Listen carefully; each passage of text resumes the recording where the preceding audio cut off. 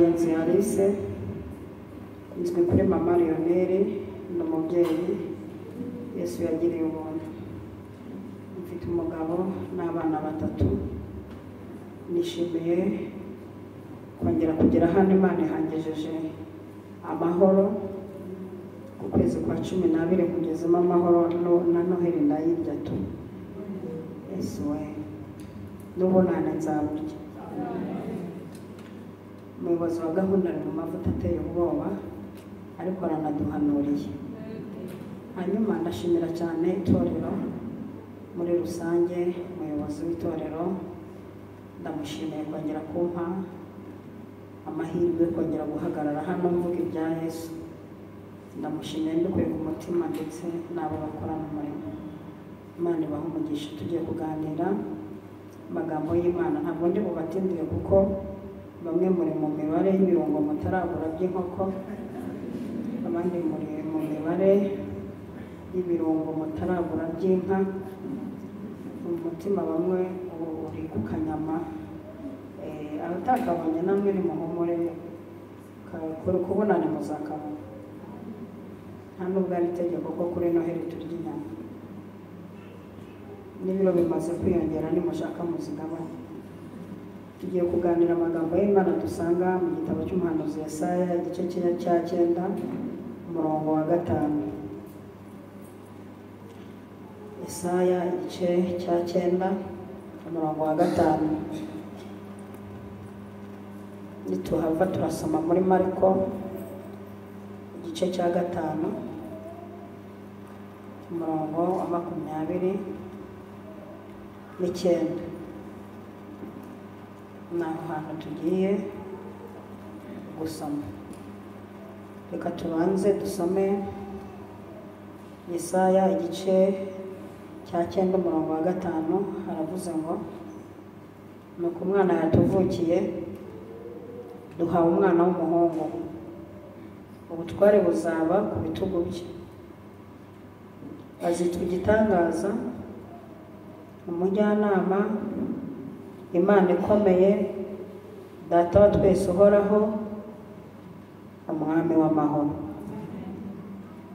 Gutegeka kwe n'amahoro bizagwirira ku ntebe ya Dawidi n'ubwami bwe, bitagira iherezo, kugira ngo bikomeze bibushyigikire guca imanza zitabera no gukiranuka uhereye none ukageza iteka ryose.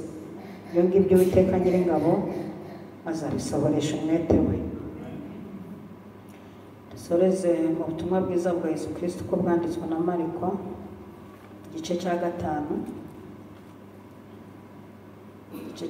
umurongo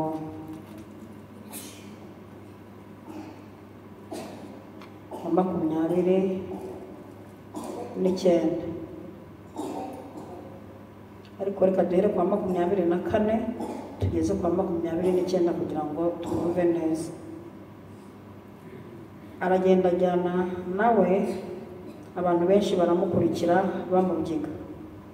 Nuko hariho umugore wari mu mugongo wari ubimaranye imyaka 12, ababazwa n'abavuzi cyane benshi bagerageza kumukiza, bamumarisha ibintu bye byose abitangamo ingemu, ariko ntibagira icyo bamumarira, ahubwo arushaho kurwara.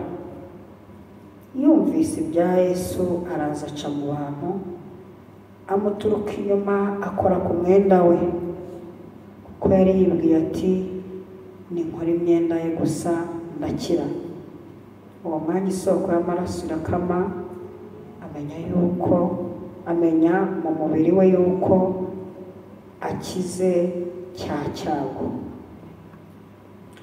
Reka tuganire amagambo y'Imana. Reka mbanze asome ku mazi. Ndibwira ko ntawe bibangamira.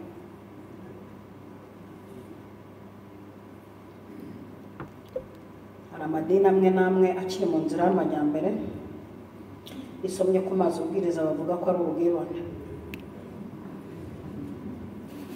Nabyo ni ikibazo. Wasirimuka bataribona.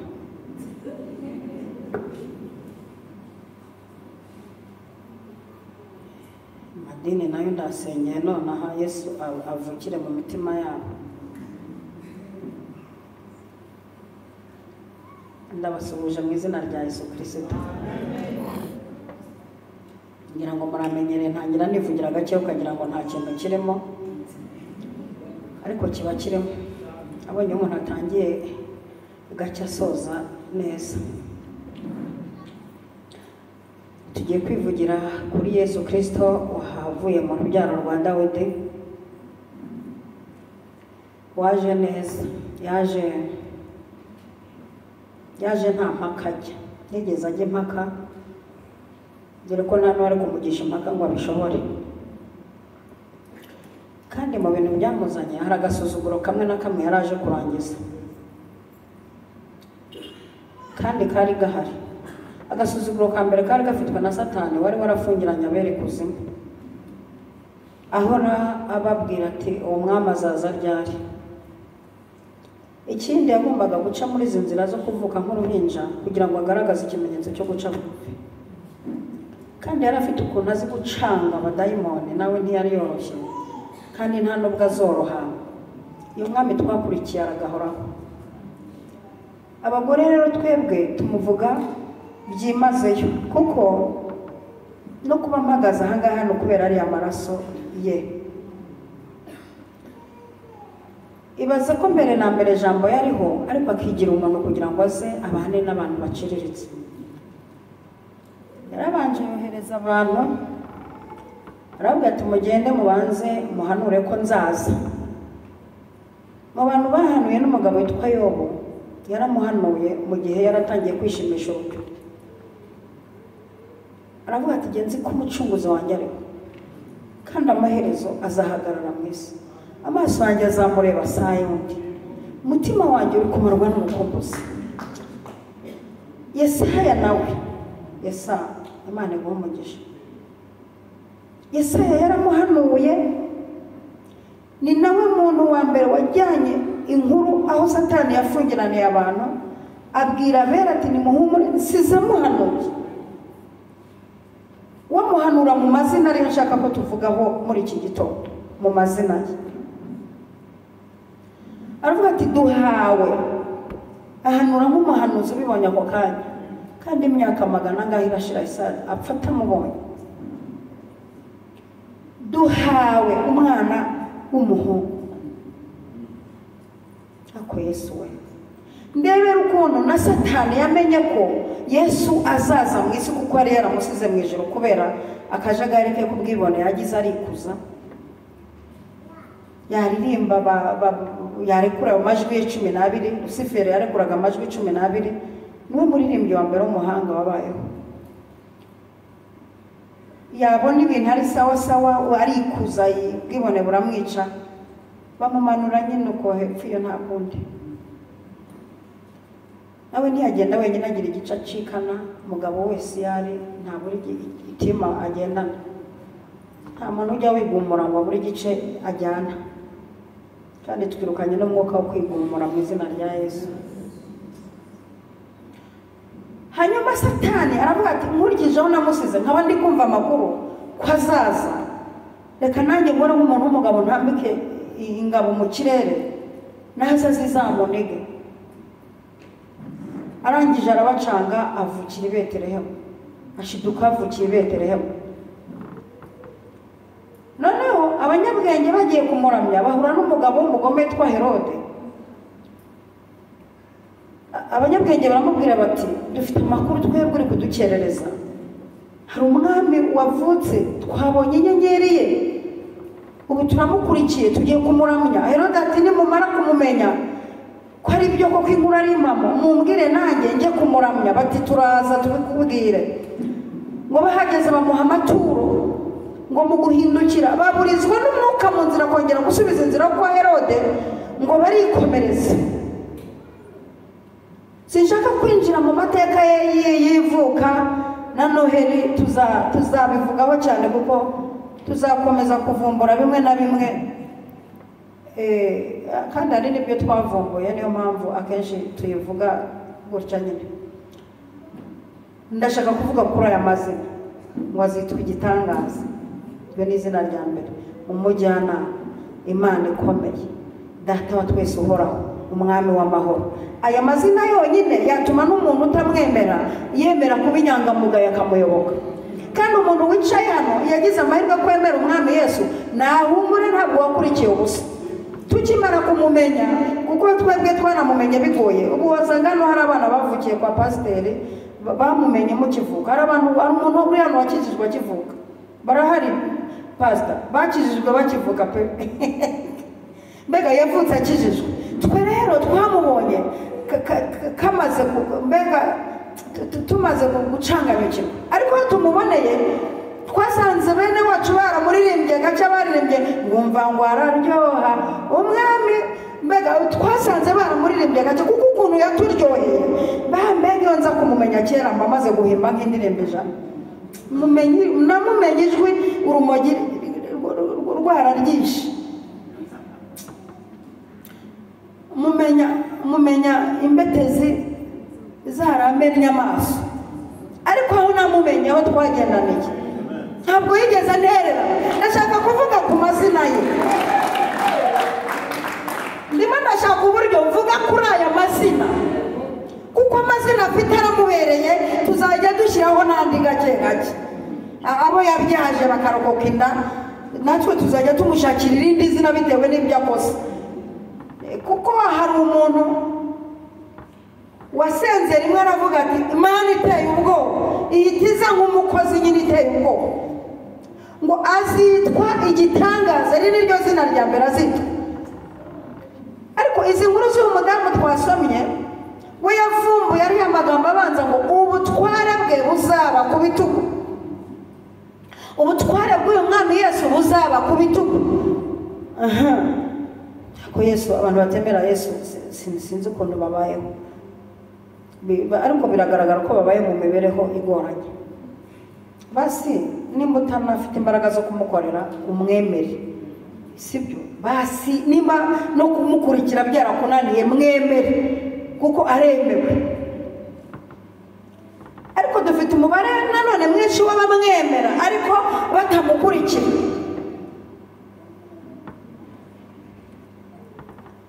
Uyu mugore ngo aramaze igihe kinini yirwariye indwara yo kuva, imyaka 12, ngo abavuzi baramumazeho ibye, nimba n'abahanuzi bari bahari, ariko banza b'iki gihe batari bahari, banza atarakubitanye nabo, kuko Bibiliya ivuga abavuzi ngo bamumazeho ibye.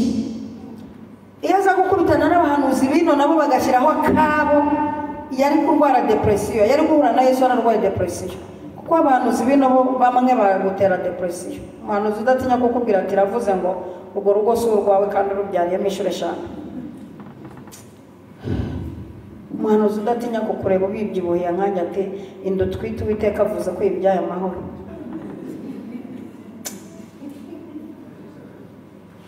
Umuhanuzi udatinya kukubwira ngo Imana iguhaye indi modoka ya kabiri iriya yayigaye kandi nta n'imwe ufite.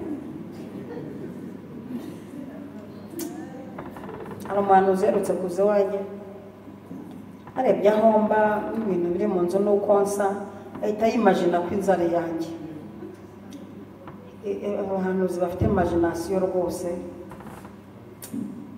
Uyu mugore biragaragara iyo ahura nabo yari guhura na Yesu afite akandi gahinda gakabije, kuko bateye abantu agahinda gakabije. Umuhanuzi arangije ari kunkumura araduhanurira ati Imana ibahaye indi nzu, ati iyi nzu Imana imbwiye ko mwayibonye mu buryo bugoye, no kuyikora nk'uko mushaka byarabananiye, ariko Imana ibahaye uburyo bwo kwikorera amafinisaje mwifuza, kandi bahaye n'indezo. Ndamureba nabwo nigucishijemo ijisho, uri mu bubu. Ese namwe mwarababonye? Ikibazo nuko mwirirwa mubirukanka inyuma babacanga namwe mukemera. Se mwakwemeye ko Imana ishobora gukora itavuze? Se mwakuze ko hanze ngaha abahanuzi bacuze imigambi binjiye muri mwe barateguye? Kandi ubwo narimo mbivuga nirukanka murumva ntari kuvuga. Ni kuri Noheli ndagenda gake.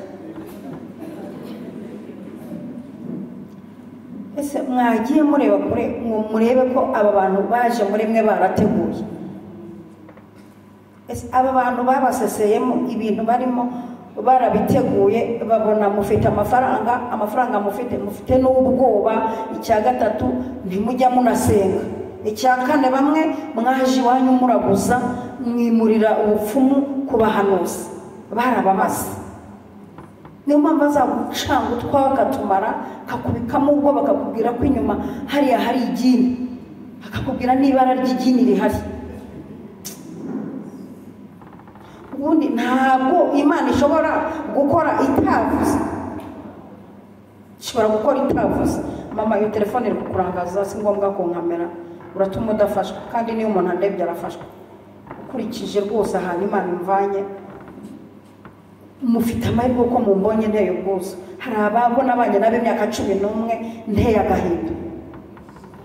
None kugize Imana ukambona abandi banabitegera kugira ngo bandebe, windebera muri telefone. Urakoze kubyumva neza. Ndeba kunyine live waba uhoboye, hari ndanataha umbobe usinguce kutampobeye, kuko ndumva hari ijambo ndi bukubwire rivuye ku mutima w'Imana no ku mutima wanjye. Haleluya. Ndashaka yewe kubanza uyu mwaka ugiye kwinjiramo 2024, amakuru mfite nuko tugiye kwakira ibintu bitanyuze mu kanwa k'abahanuzi. Tugiye kwakira ibintu binyuze mu masiripurize y'Imana.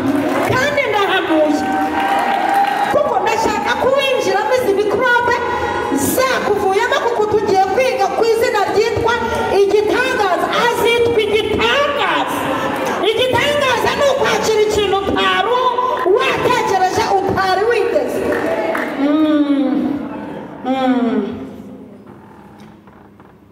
None se urambwira ko uyu muhanuzi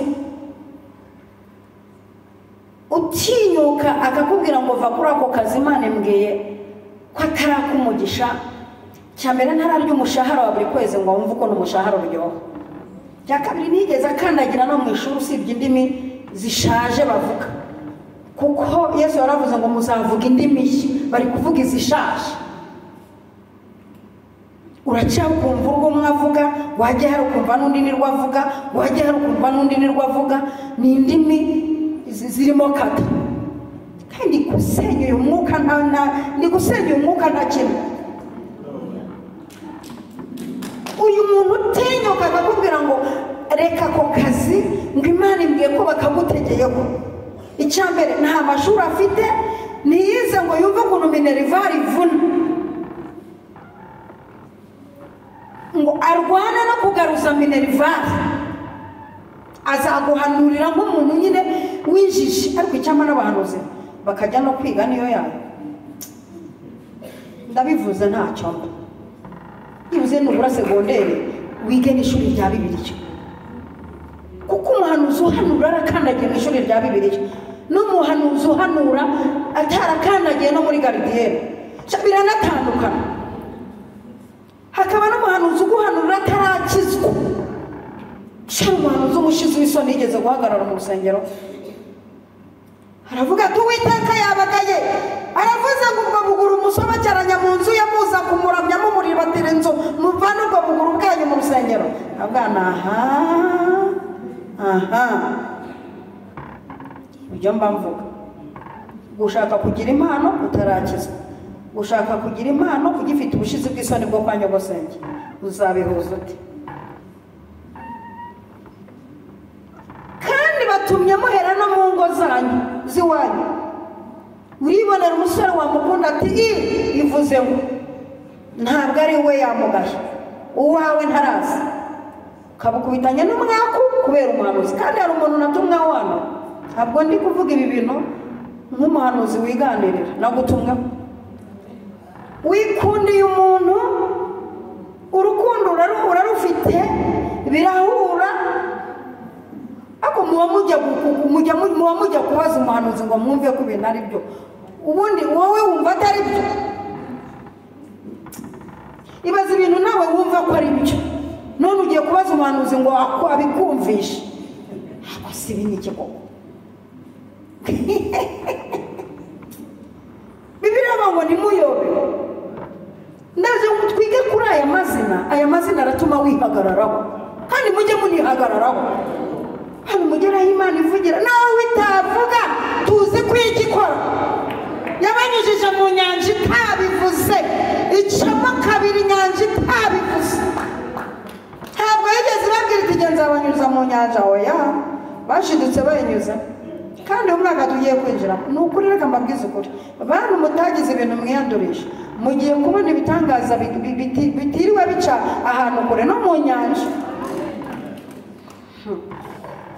uyu mudamu ngo yumva ibya Yesu ariko arabyumva abyumvise yumva nibyo yumva abantu yakijije baremaye yumva abantu yakijije banyunyutse amaboko yumva ibya Yesu neza arabyumva pe aravuga ati nkurikije ukuntu nashize ariko abantu barwaye indwara bakayikira mugire mutya mu Imana icyubahiro kuko twese dukirutse indwara zikomeye hari nizo dukize tutazi ko twari tuzirwaye iki kintu reka ngisubiremo hari indwara dukize tutazi ko twari tuzirwaye ubu hari uburozi wakize utazi n'igihe wabuririye Uwiteka areba ahantu abunyuza burasohoka ubu hari ibintu twakize tutazi n'igihe twabirwariye n'indwara tutazi ubwoko bwazo twakize Imana ikakureba ikavuga iti singutanga mu maboko y'aba bantu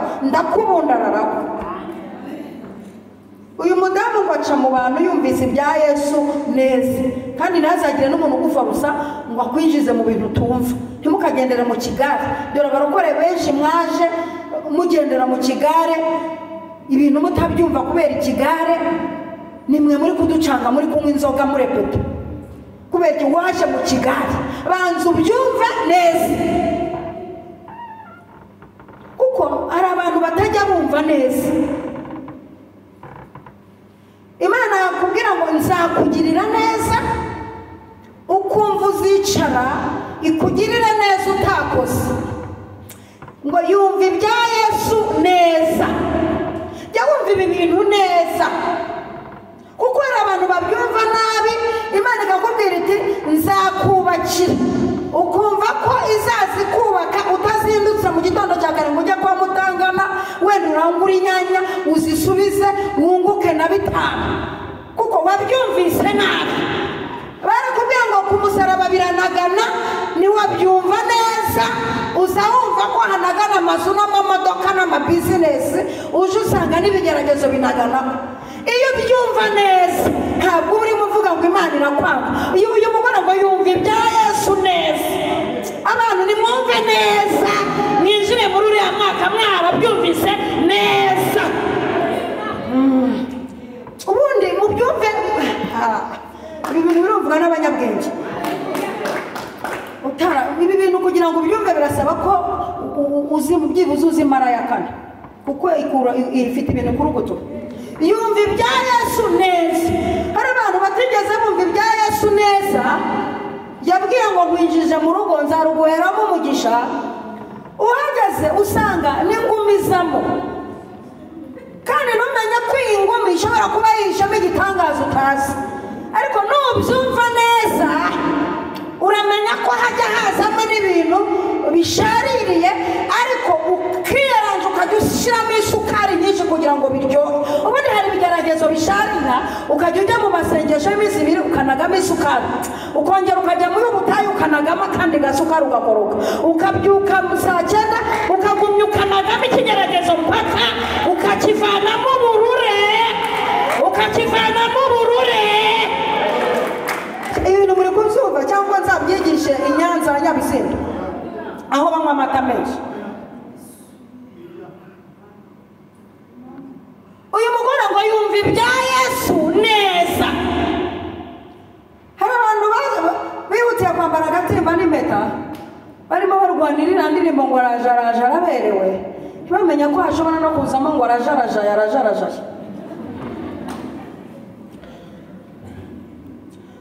bumva baravuza ngo urugo ngo ni ijuru rito kubera kutumva neza ibya Yesu ntibamenye ko uru rugo ushobora gusanga rumeze nka Gehinomu ari wowe wowe ugomba gushyiramo imbaraga kugira ngo rube ijuru rito.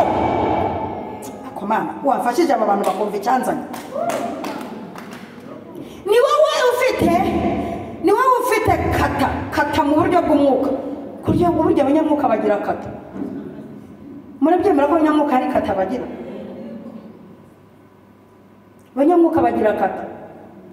Ese Dawidi ntigeze gukoresha kata baje kumufata akisarisha gati inkonda n'ibimwira. Irya ni kata y'abanyamwuka. Baramubura habi. Awi. Abanyamwuka bagira kata we.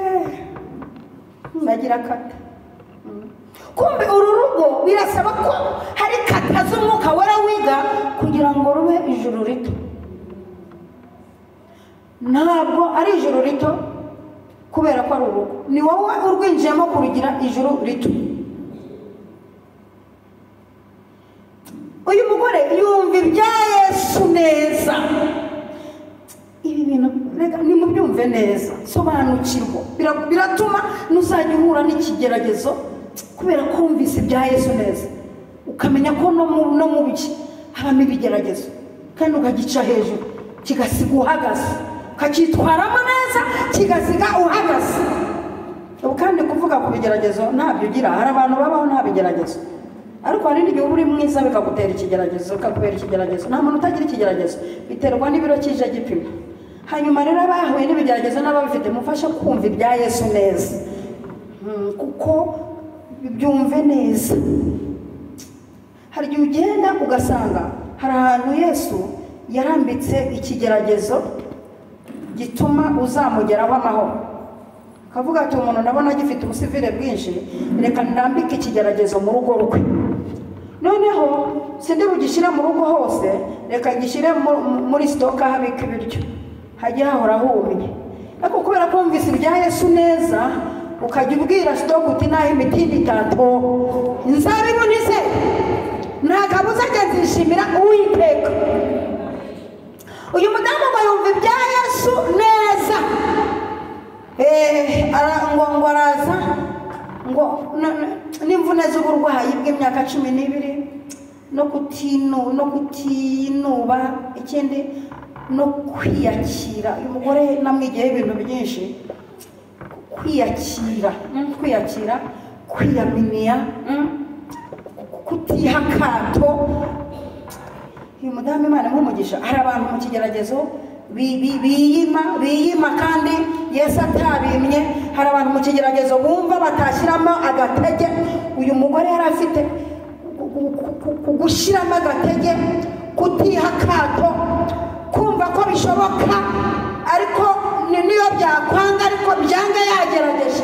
Ariko ngo agenda afite ikintu cyitwa ukwizera mu bitekerezo bye ahagutse. Ibi bitekerezo bye biragukara bikundira ashyira ibitekerezo mu bikorwa. Ngo aca mu bantu, ngo aromboka gake avuga ati yavuze ko ubutware bwe buzaba ku bitugu. Ngo akora ku nshonda z'umwami Yesu. Aravuga ati ninkoraho gutya gusa, gukoraho gutya gusa byonyine. Ngo akoze ku nshonda z'umwami Yesu, ngo isoko y'amaraso irakama. Akira gukora ku nshonda ze. Akira gukoraho gusa. Isoko y'amaraso ngo irakama. Ikama nta jambo Yesu avuze. Ikama nta ndagutegetse, kuko Yesu arabakizaga avuze ngo ndagutegetse muvemo. Ikama nta jambo Yesu avuze. Isoko y'amaraso ikama Yesu atanamurebye mu maso. Ikama nubona kugera hano ukicara kuri iyo ntebe kuri Noheli ku wa mbere. Ha muri n'intwari n'ukuri. Kwicara kuri iyo ntebe gusa naho wahicara umwigisha ntiyigishe kuhicara gusa bifite icyo bivuze. Hari isoko y'ibigeragezo yakama kuhicara gusa. Kandi aka kanya ndabitegetse nk'umuhanuzikazi kwinjira hano gusa. Ibi bintu byitwa isoko y'ibigeragezo. Isoko aho bituruka ni ukuvuga ngo aho bituruka. Ubundi ibigeragezo bigira isoko, bigira aho bituruka. Hari igihe urwana n'ikigeragezo cyo kwa so wanyu wapfuye ari umutindi, uwo mwuka ukagukurikirana.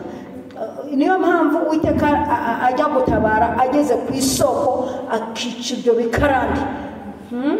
murabizi kandi ko abarokore tuzimenye vuba izikarande ukamenya impamvu ubyara ibinyendaro kumbi mushiki wawe yabwiye abana badahuje base afite nk'abana 8 buri mwana afite se none uyu mwuka warambukiranye ukugezeho niyo mpamvu twohereje ku isoko imbaraga z'uyu mwami w'igitangaza agira ibintu arangiza kuko ugiye kwinjira mu mwaka n'umwaka ibintu bigiye gukosoka nimba warakoreye Imana by'ukuri tugiye kubimenyera muri uriya mwaka nimba utarabeshe Imana muri uriya mwaka nibwo tugiye kubimenyera kuko na uriya mwaka amakuru twayavumbuye turafite ijuru ryaduhaye nimba warakoreye Imana nta kantu vanga muri uriya mwaka nibwo tugiye kubimenyera niho tugiye kubimenyera kuko uriya mwaka urimo akantu ku bantu bakoreye Imana muri nimwe mwagumanye nanjye mwihangana muri byose uriya mwaka Imana dutinze kukandagira kandi muraba mureba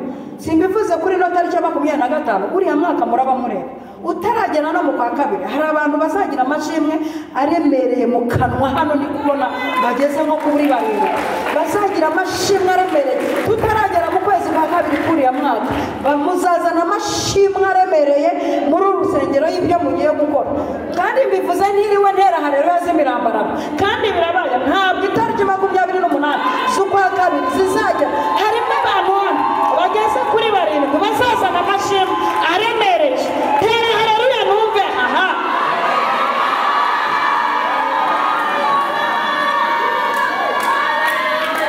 Yesu aramubwira Yesu ahise ahagarara yumva imbaraga imucomokotsemo burya nawe zamucomokokagamo imbaraga aravuga ati muhagarare nari imbaraga imvuyemo hari umuntu nkozeho abagabo batari kumwigisha nta muntu utagukozeho ati ndabyemera ariko hari umuntu nkozeho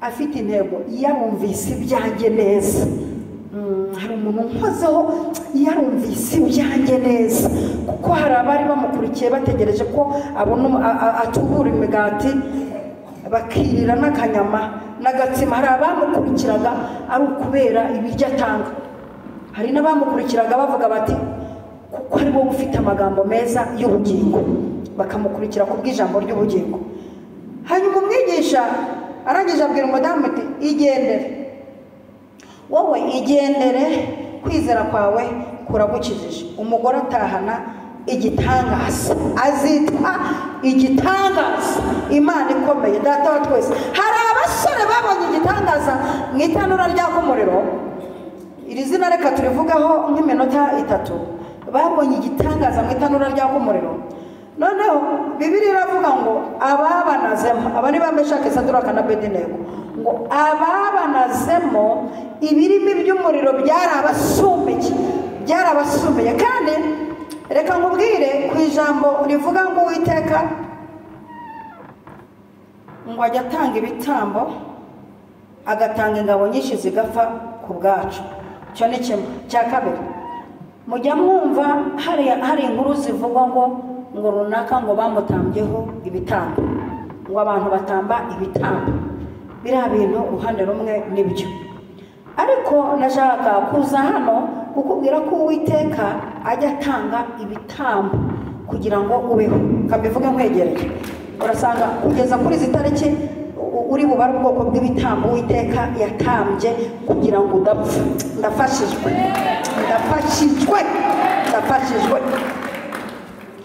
haleluya hari ukuntu Uwiteka avuga ati cyambere mfite ukuntu ntari mu muhombe hari ibintu ntaramuha mfite mu mutima ntavuganye nawe ibi bintu biratuma urupfu ruza ndupangira igitambo nduha igitambo ntagende ndebe hano banza rimwe muri mufashwa cyane akareba akavuga ati uyu muntu umwana yaragiye ariko aho kugira ngo agende reka nage iteremusi turike ntange igitambo uyu mwana ntagende ugasanga hari igitambo cyagiye ndashaka kukubwira uburyo Uwiteka azi gutamba ibitambo bikagenda kugira ngo umuntu abe ariho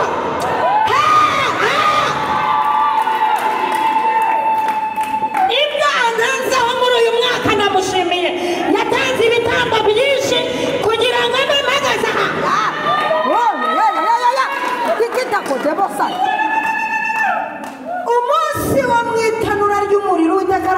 kugira ngo mpomba babahungu ndatamba ibitambo mu kigo cyabo.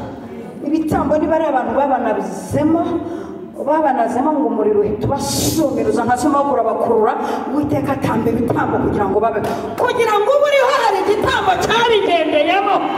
Ibi bintu byemereye n'ibyo ni ukuri ntabwo ari amarangamutima ya nyirabagenzi Alice. Kugira ngo ube wicaye kuri iyi tariki hari igitambo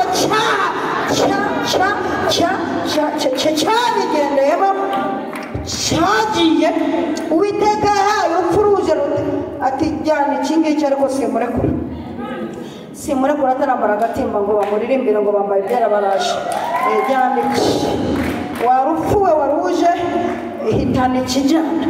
Aba bana b'abasore babataye itanura ry'umuriro Uwiteka aravuga ati ntabwo mupfa ndatamba ibitambo. Aba bantu babanazemo barapfa. Uwiteka atamba ibitambo abana b'abahungu ubagera mu muriro bakubitana n'igitangaza. Azitwa igitangaza.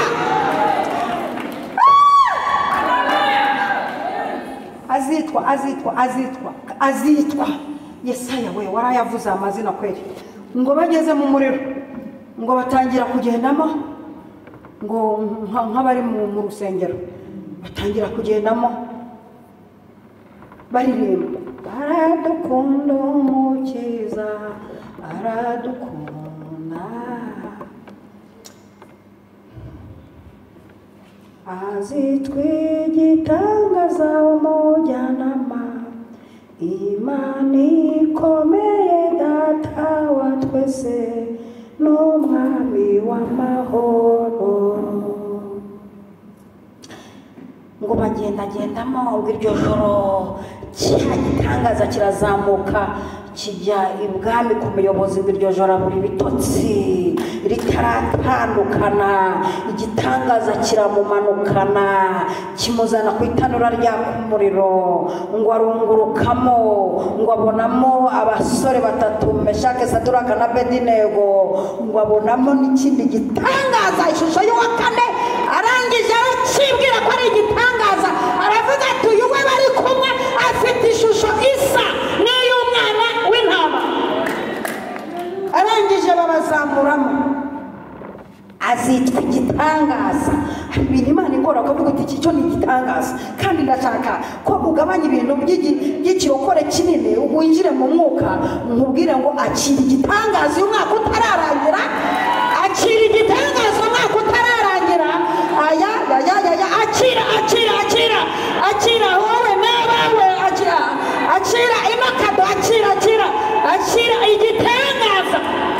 Kuko no mu butayu babayeho Abisiraheli babayeho mu buryo bw'igitangaza bakajya barya manu yasobanuraga ngo iki n'iki mu Ruheburayo manu iki n'iki ibatunga mu buryo bw'igitangaza. Babaho barabyibuha inzobe ziritamo keretse abashatse kuzana ibintu by'ifemba n'umururumba ngo bakumbuye ngo akanyama ngo amadegede ngo amamango ngo amatungurusumu. Ariko iki gitangaza Uwiteka abatungishije cyitwa manu cyarababyibuhishije abagore barashisha kandi afite ukuntu ajya dutunga mu bitangaza. Rimwe nigeze kuntunga mu bitangaza byara umwana w'imfura sinigeze mbona n'ikintu muhekamo nari inkemye bya hatari. Ariko nayo naratanga ibitenge mu bishyingiranwa ndangije umwuka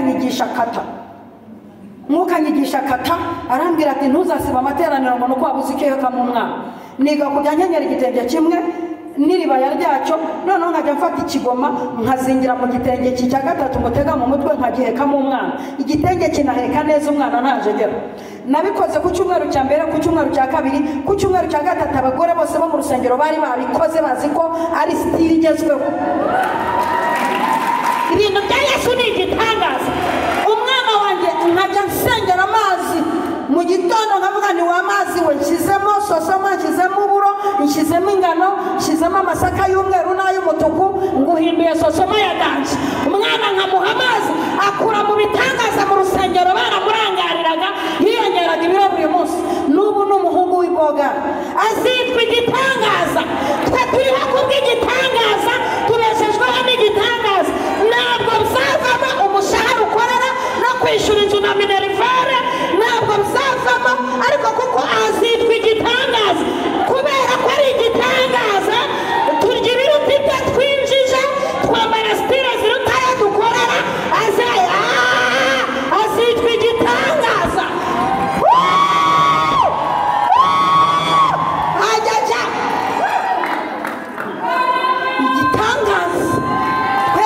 tubayeho kubera ko ari igitangaza. Azitwa igitangaza. Abana bari kwiga bagatsinda nta n'umwarimu bakocinga kuko azitwa igitangaza. Azitwa igitangaza. Umwaka urangije nta priave kuko azitwa igitangaza. Azitwa igitangaza. Yewe data we, aba bantu babyaye mu bitangaza. Si uko inda batazihambirije, barakayakaye bakora ibishoboka byose ngo uhwane nini, ariko kuko azitwa igitangaza. Warababyaye pe kabiri gatatu, azitwa igitangaza. Azitwa igitangaza. Azitwa igitangaza. Azitwa igitangaza. Azitwa igitangaza. N'abapagani barabizi ko ari igitangaza. Imana yacu ni igitangaza. Tubayeho kubw'ibitangaza. Uyu mwaka umaze uri umushomeri, ntiwaburaye kubera ko ari igitangaza. Ntiwabuze inzu kubera ko ari igitangaza. Ntiwaburaje abana kubera ko ari igitangaza. Azitwa igitangaza. Twebwe tugeze aha kubera ko ari igitangaza. N'abarutere haleluya we. Ubukwe wabukoze mu gitangaza. Umwana wayibonye mu bitangaza. Urugo rwubatse mu bitangaza. Yesu we. Yesu we nguriza haleluya nzari kwishura. Azitwa, azitwa, azitwa, azitwa, azitwa, azitwa, azitwa igitangaza. Azitwa igitangaza. Kuko na Sara yabyaye ibimenyetso byo kubyara byararangiye, ariko kubera ko hari igitangaza, kubyara mu bitangaza nta bimenyetso yaraminoposhe, ariko kuko azitwa igitangaza. Ubundi igitangaza ni ikintu kibayeho mu buryo butari kubaho. 2024 batwitegura we, tugiye gukizwa mu bitangaza. Batwitege twaje 2024 twaje mu bitangaza.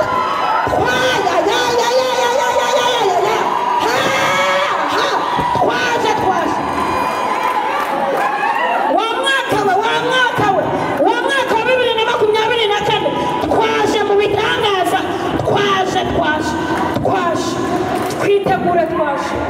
Uyu mwaka unyitegure naje. Twaje. Abarokore bavuze ko tuzabimbwa batwitegure. Twaje mu bitangaza. Abavuze ko ntacyo tuzimarira. Twaje mu bitangaza. Abavuze ko nta cyiza cyaturuka iwacu.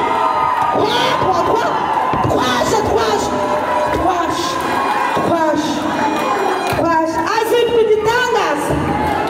Ntabwo bizagombera icyongereza cyinshi, ni igitangaza kizakora. Ntabwo bizagombera amashuri menshi, ni igitangaza kizakora. Ntabwo bizagombera taye nziza, ni igitangaza. Haleluya. Igitangaza. Utarumva igitangaza yicecekere, ariko uwumva 2024 ugiye kubaka inzu mu gitangaza, ukagura imodoka mu gitangaza, ugatunga mu gitangaza, utera haleluya. Azitwa igitangaza. Azitwa igitangaza. Azitwa igitangaza. Azitwa igitangaza. Oya, akazi ntabwo ariko igitangaza kirahari. Urumva? Warahombye ariko igitangaza n'igihomba. Igitangaza n'ikinyagirwa. Igitangaza n'icyumva amabwire. Igitangaza n'ikiragwa. Igitangaza n'igikora impanuka. Ntabwo gikora impanuka. Ntabwo igitangaza gikora impanuka. Oya.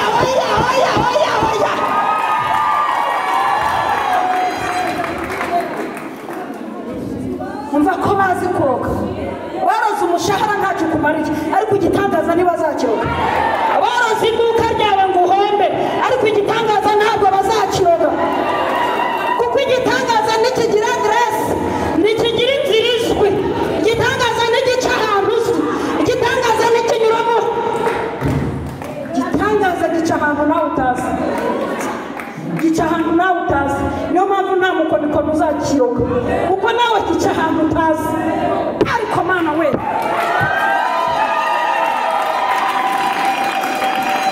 ubu si igitangaza gica ahantu nawe utazi. Umva ko bazi kuroga, umva ko bazi kudongera, umva ko bazi kohereza amahembe n'ibiteka, umva ko bazi kohereza injangwe. bazamenya se bazohereza ku gitangaza. Gitangaza ko kiba gifite support. Gitangaza ubundi kiba gifite support. Gitangaza kigira support. Kigira support ivuga ngo uza guhagurukira wese azapfa ari wese se. Ahari bazaterana ariko sijuzabo bataranije. Abantu igihumbi bazagwa iruhande rwawe kuko bazize igitangaza. Gitangaza ntigikinirwaho. Mpamvu ubundi riyanda wayibyaye nuko wayisamye mu bitangaza. Igitangaza ntigikinirwaho. Bajye bakinisha ibindi ariko igitangaza ntigikinishwa. Buri Satani azi ko yategeye kuri diplome ngo ibyo wize mu Rwanda nta kazi kaboneka. Ugiye hagiye kuba igitangaza. Hagiye kuba igitangaza. Haza umushoramari ushaka abantu bize ibyo wize. Kuko ni uburyo bw'ibitangaza tugiye kwinjiramo.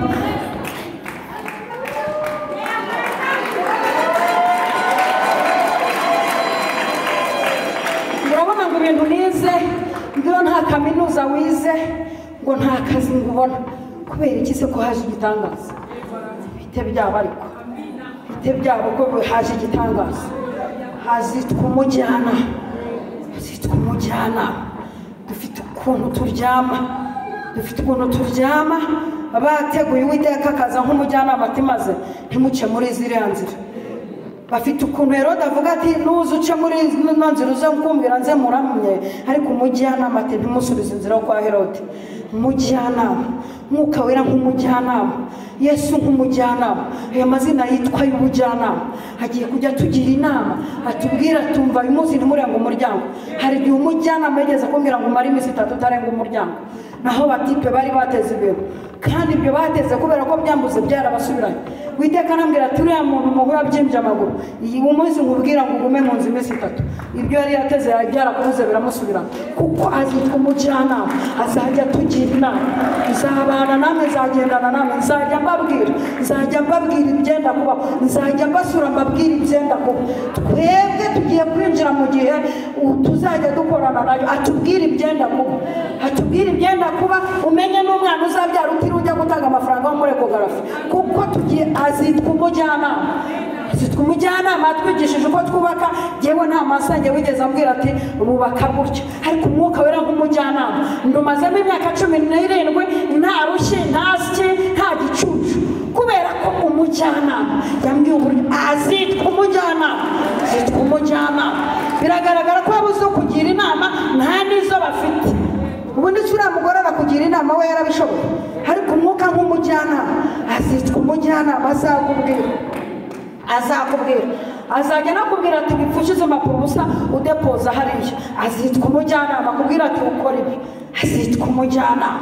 Tugeze ku izina ryitwa Imana ikomeye, negereza ku musozo. Azitwa Imana ikomeye. Nituvuga Imana ikomeye, reka tunyarukire hariya ku nyanja, uburyo yagaragaje gukomera kwayo, maze ngo Uwiteka acukura inyanja. Ndashaka kuvuga ku rupfu rw'Abanyegiputa. Iby'umuhanda n'inzira n'ikireka tubireka, mvuge ku rupfu rw'Abanyegiputa. Abanyegiputa nibo bantu ba mbere bapfanye n'imitungo yabo. Kuva nabaho nibwo nabonye umuntu upfana n'imitungo ye. Amagare, ingabo, amafarashi. Ngo Uwiteka arabamanukana, ngo arabajunjika nk'ujunjika ibuye. Yabishiciye muri nyina w'inyanja, arabamanukana abanigirayo.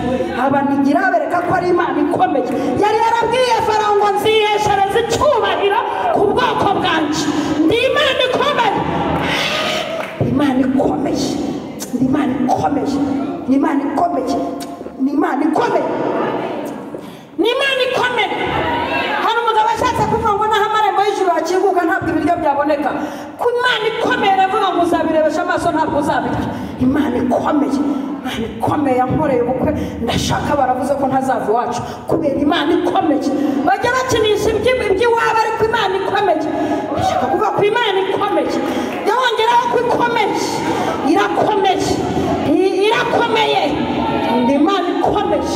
Na Farawo yatashe adafite umuntu umwesikotinga. Igihombo kibonye maze iminsi apfushije imfurasi, ahura n'Imana ikomeye. Kandi umuntu wese ukurwanya muri uwo mwaka ahure n'Imana ikomeye. Uguhagurukiye wese ahure n'Imana ikomeye. Umwanzi ukurwanya ahure n'Imana ikomeye. Intambara yose ihure n'Imana ikomeye. Kuko nshaka kubyumva cyane ukaba uri mu byumva mu Gifaransa kandi ndi wanyu. Imana ikomeye, Imana ikomeye. Ndashaka ko inama zose bakorera kuri kofi barimo bakuzurira ku mazina yawe, izi nama zihure n'Imana ikomeye, zihure n'Imana ikomeye, zihure n'Imana ikomeye. Imana ikomeye yagiye ikarotesha Farawo inzozi kugira ngo Yosefu ave muri gereza. Biriya byakozwe n'Imana ikomeye, byakozwe n'Imana ikomeye kugira ngo umwana w'umuhungu ajye kuyobora baramushinjije icyaha cyo gusambanya umugore. Biriya byakozwe n'Imana ikomeye. Iyi Mana ikomeye, banza wumve ko ikomeye itandukanye n'ubufundi bwo kwaso. Ni Imana ikomeye, Imana ikomeye igenda ihure n'umuntu wavuze ko utazashaka, ikomeye igenda aho bagushyize ukureyo, aho baguhambiriye nihahure n'Imana ikomeye. Aya maguru yawe ahure n'Imana ikomeye, yerekezaho Imana ikomeye.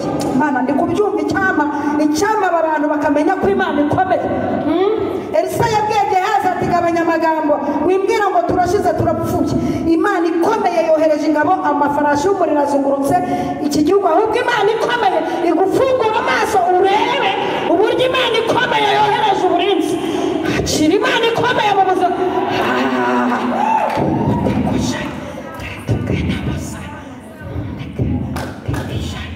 Iyi ndwara iri mu mubiri wawe ihure n'Imana ikomeye.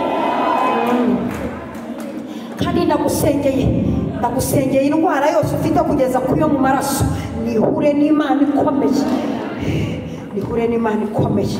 Imana ikomeye, Imana ikomeye igutungiye i Kigali. Ayo wize tuyaziranyeho naho waturutse ntiwari uzi ko bikunda, ariko Imana ikomeye, Imana ikomeye, Imana ikomeye, Imana ikomeye. Yageze kwa Yayiro ibwira agakobwa ngo tari saa 10, gakobwa haguruka. Karahaguruka, abafarisayo n'abasadukayo batakontorori. Imana ikomeye ni ikora ikintu gituma abavuze bagabanya amagambo. Imana ikomeye, azitwa Imana ikomeye. Yesu we, Imana ikomeye, Imana ikomeye. Yageze aho umupfakazi yapfushije umwana ahura n'ikiri, bahagera. Imana ikomeye. Arangiza abanza kubwira umugore ati wirira humura, wirira humura. Arangiza ahindukirira ikiri, babwira akana ke ati zuka. Arakangura, karazuka. Kuko mu nzira ijya gushingura umugore yahuye n'Imana ikomeye, kandi mu nzira ujya kwaka akazi uhurireyo n'Imana ikomeye, utarageraho uhurireho n'Imana ikomeye. Imana ikomeye yigeze kubwira umusore bari mu kizame cyo kwaka akazi, bari bagiye kwaka akazi k'ubwarimu.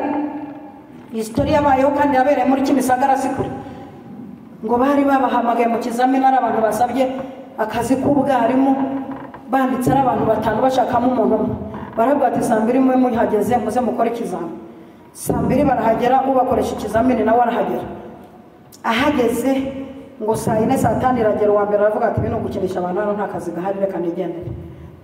Undi saa 8 zigeze ati ariko se udukoresha ikizamini ko ahageze, akaba yifungiranye mu nzu.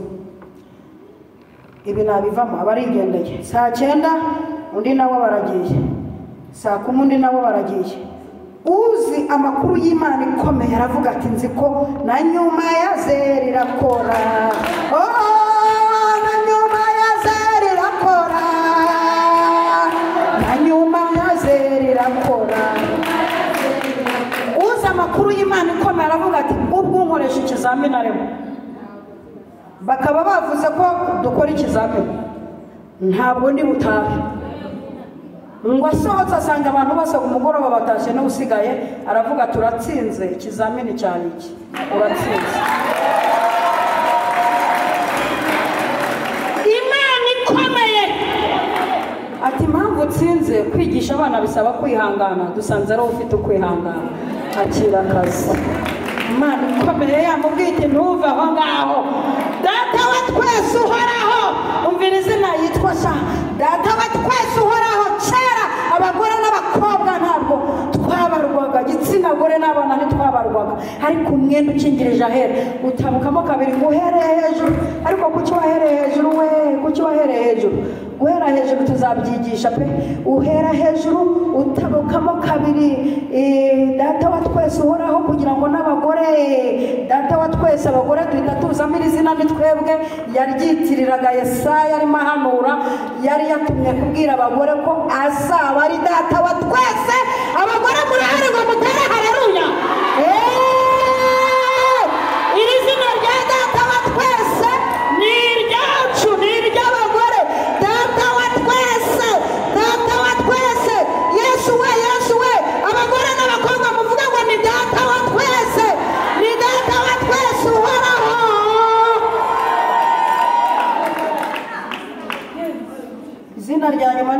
ngo ni umwami w'amahoro. Turashoje. Turashimira Imana ko twayigezeho tukabona amahoro. N'igihe twaburaye twari dufite amahoro. Twebwe niyo konte zidafite amafaranga tuba dufite amahoro. Mwarabibonye ukuntu tugenda dufite amahoro, n'indirimbo ukayihimba n'igitero cya gatatu kikaza, wajya no gushyiraho icya kane ukibuka ko icya kane yazarenze iminota 5. Birya biva ku mahoro. Yesu arangije avuga ati genda izamutse mu ijuru, ariko ikintu cya mbere mbasigiye ni amahoro. Umwami w'amahoro, turamushimira amahoro yaduhaye. Ndi umugore ufite amahoro, ufite amahoro kuri bibiri byawe, ufite amahoro. Uragenda ukumva umuhanda wawe uritura, kuri veni zawe wumva umuhanda wawe ukandagira kuki amahoro. Ni umwami w'amahoro, umwami w'amahoro. Kuri 30 yawe, iminsi 30 wishyuye inzu, uba wumva ufite amahoro, ahubwo ugasanga ufite inzu wabuze amahoro ya Yesu, yabuze hepfo, yabuze haruguru, byamucanze. Uyu mwami w'amahoro turamushimiye ko yaduha ayo mahoro, amahoro meza tangwa na Yesu. Ikiriza, ikiriza. Oh, ayo mahoro n'amahoro meza tangwa na Yesu. Oh, ayo mahoro n'amahoro meza tangwa na Yesu. Oh, kuburi mwiza n'ibyaguha amahoro atangwa na Yesu. Ako bagore mwahitajya amaboko koko. Aba yahaye amahoro muri uyu mujyi, abaryama mugasinzira nta gihumbi muraranye, abaryama mugasinzira nta mamega mufite, abantu baryama mugasinzira ariko ikiro cy'umuceri n'ikiro cy'amakara mwaguze mukaba mufite amahoro. Wangundi ukayitegera amaboko. Aya mahoro n'amahoro meza atangwa na Yesu. Oh, aya mahoro n'amahoro meza atangwa na Yesu. Haleluya. Tera haleluya.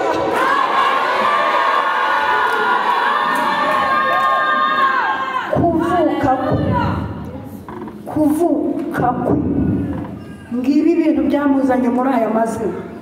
Ibi bintu byose nubyibikaho uzajya ugenda umeze nk'ikimina cyenda gushwanyukana abazima. Ibintu byose, amazina yose nuyirekodingamo, mbega akaba muri wowe, uzajya ugenda wumva ari wowe muyobozi w'uyu mugi. Kubera iki? Aya mazina muvuge cyane ngo amina. Turashoje. Hari umuntu waba muri no minsi yaragize ikintu kimuteza intege nke, akabura amahoro, akibagirwa ko hari umujyanama muri we. Hari umuntu waba warahuye n'intambara ikamubuza amahoro, ngo turebe ko twamuhesha gusoza umwaka ibintu muri wari sawa sawa, ngo azamure ikiganza. Muhaguruke mu izina rya Yesu, muhaguruke mu izina rya Yesu, muhaguruke mu izina rya Yesu. Ngiye kwakira umukozi w'Imana pasiteri, sinjamenye uko yitwa umupasiteri uruhande rwa Pasi. Utambuke usengere aba bantu bamaze iminsi Satani asa n'ushaka kubabuza amahoro, kubereka ko nta mujyanama uhari, kubereka ko nta gitangaza kikibaye, kubereka ko ibintu ari danje. Tugiye kongera tubwire Uwiteka adusanisha aya magambo, adusanisha aya magambo. Kandi reka mbabwire, mushatse twese twanahaguruka tukabwira Uwiteka akadusanisha aya magambo. Yaba umaze iminsi urwana n'ibi bigeragezo byo kutagira amahoro, yaba ufite amahirwe yo kuba ameze neza, reka twongere tubwire Imana ngo mu mpera z'uyu mwaka dusanisha aya magambo. Yongera udusane ukoresheje aya magambo, twinjire muri uriya mwaka dufite gusanwa gukomeye. Nusoza nanjye uramo mwanya nsengere abarwayi mu izina rya Yesu. Reka dufatanye twese dusenge. Data, mu izina rya Yesu Kristo risumba amazina yose, turaguhimbaje, turagushyize hejuru mwami Imana. Haleluya, amen. Twumvise ijambo ryawe mwami Yesu Kristo,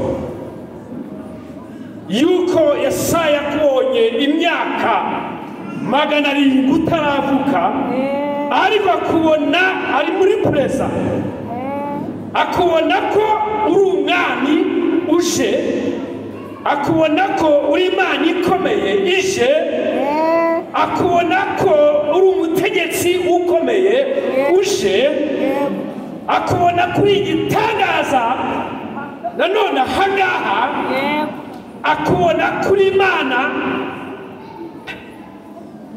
ifite ubushobozi kandi yihagije idakenera ubufasha. Abona ari umujenerali kandi yaravutse ari uruhinja abantu batamwumva kandi avukira mu muvure. Akubona babwirwa abashumba nyamara byakabwiwe Herodi.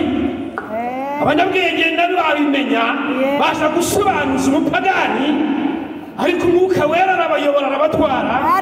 Arangije arababwira ngo nimuce hariya n'umwicanyi, ahubwo nimuce n'inzira kuko uyu ni umwami, ni Imana ikomeye.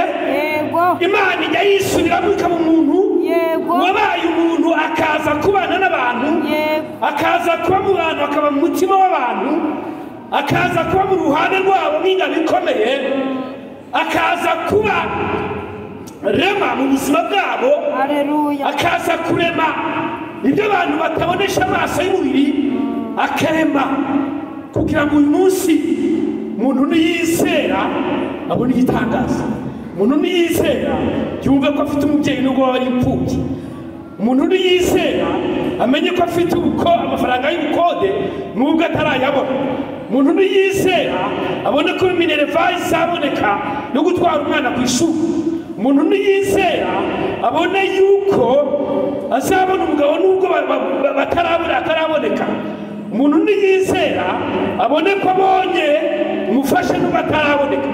Mwami Imana, hari abantu bari baracitse intege, hari abacitse intege muri uyu mwaka, hari abahuye n'ibibagoye uyu mwaka, hari abahuye n'induru muri uyu mwaka, hari abahuye n'amadeni menshi muri uyu mwaka, hari abahuye no kubura ibyo kurya muri uyu mwaka, hari abahuye n'ubushonji muri uyu mwaka, hari abahuye n'inzara nyinshi muri uyu mwaka, hari abahuye n'ibibazo bitandukanye muri uyu mwaka, ariko igitangaza kiraje. Haleluya! Igitangaza kiraje. Mwami Yesu wajya kubwira umuntu wese ukamubwira ngo kubera ko wizeye. Hari n'abo wabajije ngo se mubona ko bishoboye, barakubwira ngo ye databuja. Reka no muri iki gitondo cya none, reka no muri uyu mwanya wa none, umuntu wese uri ahangaha avuge ngo ye databuja, avuge ngo urabishoboye, avuge ngo urabishoboye kumutunga, avuge ngo urabishoboye kumubeshaho, avuge ngo urabishoboye kumukiza, avuge ngo urabishoboye kumuremera akazi, avuge ngo urabishoboye no kumukiza ibyaha, avuge ngo urabishoboye kuko nta na kimwe kikunanira. Wabwiye Sara ngo mbese hari ikinanira Imana, kandi yari afite imyaka 90 mu izina rya Yesu Kristo. Data, uyu mwaka hari ibyaje birabangamira abana bawe, byabangamiye abakobwa n'abahungu, byabangamiye ababyeyi n'abagabo, byabangamiye itorero. Nyamara nyamara nyamara nyamara nyamara